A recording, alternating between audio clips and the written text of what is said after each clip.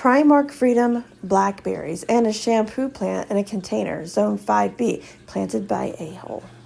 These are my Prime Ark Freedom Thornless Blackberry vines. This is their growth from being planted this year, 2021, around May for the last frost date.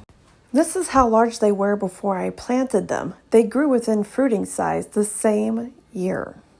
With my personal opinion, I feel that Prime Ark Freedom is a great thornless variety to choose because they produce on primocane and floricane. Primocane being first year's growth and floricane being second year's growth. People often question if blackberries can be grown in the shade. So honestly, full sun is actually 6 to 8 hours, not direct sun all day. The more you can provide the 6 to 8 hours, I'd imagine you would have a better harvest. This was my only option for the planting spot at the moment. These Prime Ark Freedom Blackberries do get direct sun, though I'm not sure of how many hours. My Prime Ark Freedom Blackberries have reached approximately 6 foot, and it's important to give them support on their growth. The more airflow you can provide with your trellis, the better. Lack of airflow can contribute to disease.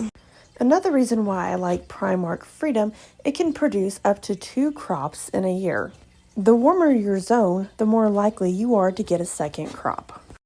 Though my question is what is a shampoo plant? Does shampoo actually grow on a plant? So I'm not very sure how to answer that question because people do use it on their hair and skin as a shampoo conditioner-like substance.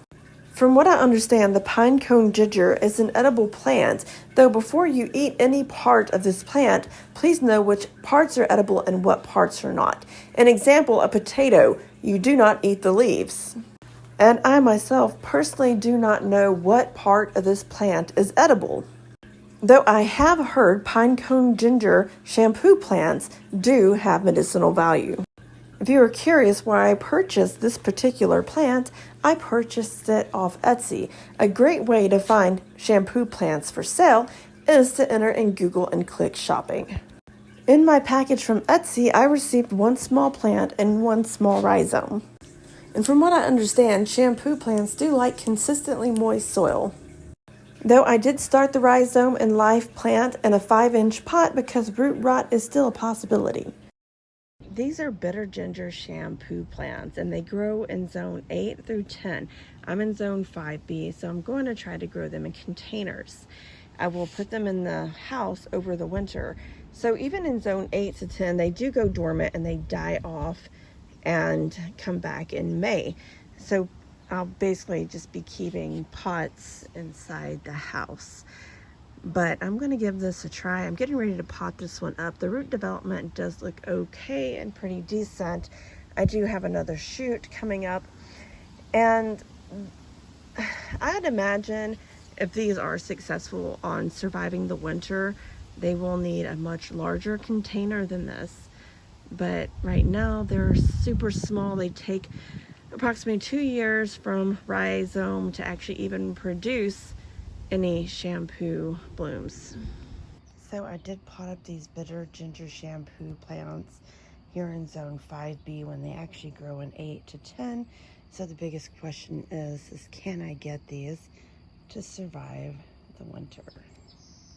From what I understand, I can leave them in a pot but not water them throughout the winter because they will be dormant.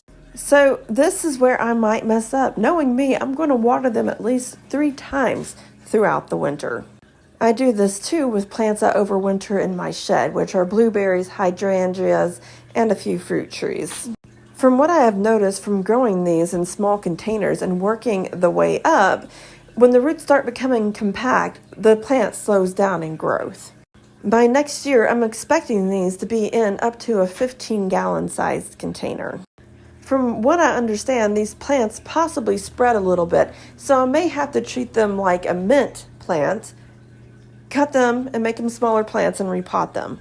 So right now the bitter ginger plant is approximately 1.5 feet tall, and from what I understand, it can grow up to 4 to 6 feet tall, though in a container I'd imagine its growth will be slightly restricted. So being that bitter ginger likes somewhat moist soil all the time, They also, at the same time, they like soil that's not compact. Being that this is a container, there's actually no soil being used in a potting mix.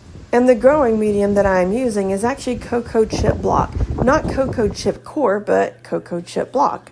And so far, knock on wood, these plants so far are doing well in the cocoa chip block.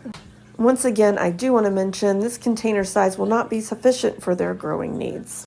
Though I have not looked into what fertilizer with the NPK works best with this particular plant, though I am adding worm castings and an all-purpose fertilizer. But I do know they are heavy feeders. I bring them indoors when the temperature drops below 60 at night. And from what I understand, these plants do well in partial shade and a filtered sun. I also use artificial lights when I grow indoors. I definitely feel because this plant does not require full sun, it'll be easier to meet its needs indoors.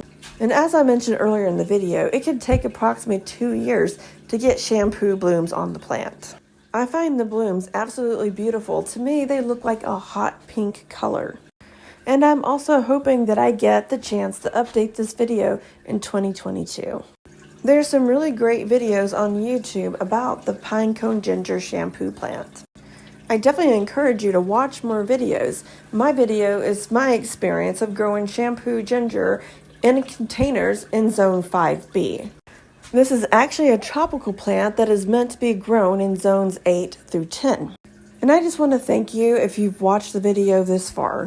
And always remember, this garden was planted by a hole.